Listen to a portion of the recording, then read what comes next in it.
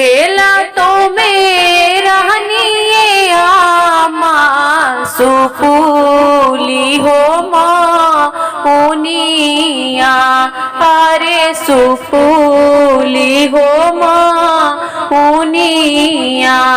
अरे कईयो में दिहलु ये आमा हमारो हो भी यहावा,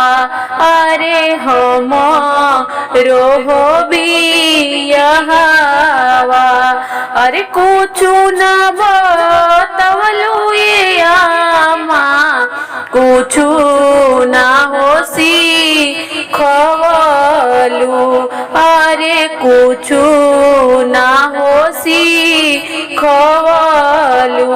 अरे कैसे रहबी ये आमा आपन हो ससुर